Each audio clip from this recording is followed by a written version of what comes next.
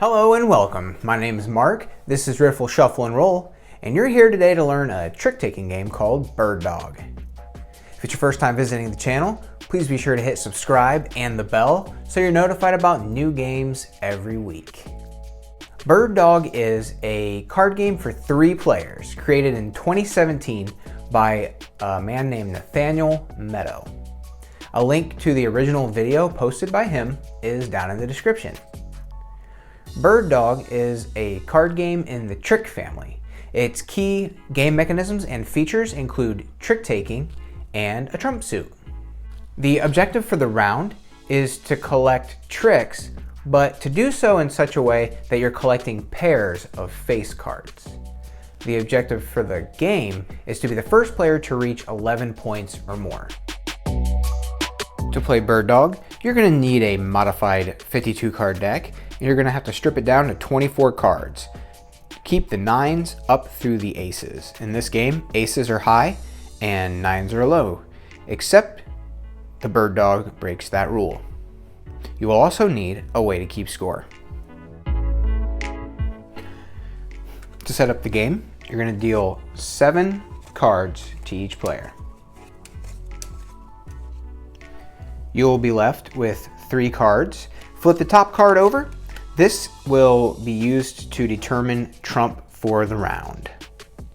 The trump suit will become the most powerful suit in the game. Now we begin what can be considered the bidding phase. So beginning with the player to the left of the dealer, they look at this card and decide whether they want spades to be trump or not. If they do, they call it and they say, yes, I want spades to be trump, or they say pass. And then the next player has the opportunity. If all 3 players pass on this card as the trump, you turn it over and flip up the next one. King of spades. So we still have the opportunity for spades to be trump. Again, each player may say yes or pass. If they do, the third card is flipped over and this card determines trump. So hearts would have to be trump. The card that is called to determine trump also determines what will be the Bird Dog for the round. The Bird Dog is the highest ranking card during that round. The Bird Dog is the card that is the same color and rank as the trump determination card. So for this round, the Queen of Clubs would become the Bird Dog.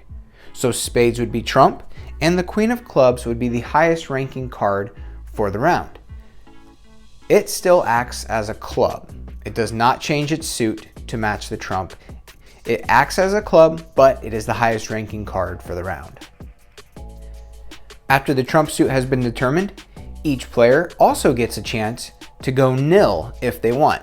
Going nil means that they think they're not going to take any tricks this round. So you begin the nil bid with the player left of the dealer. Only one player may bid nil. So if the first player right away decides they want to go nil, nobody else has the option. Now players are ready to begin. Beginning with the player left of the dealer, they choose any card from their hand and play it to the trick. Following players must follow suit if they can. If they cannot, they can play any card from their hand.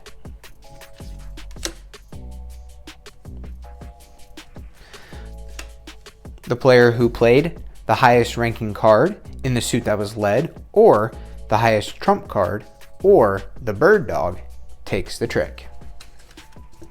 And that player leads. Play like that continues with players following suit if they can, or playing any card they wish until all of the tricks have been played. Once the final trick is played and collected, it's time to tally up your score for the round. In Bird Dog, players only earn points for capturing pairs of royal court cards, also known as face cards.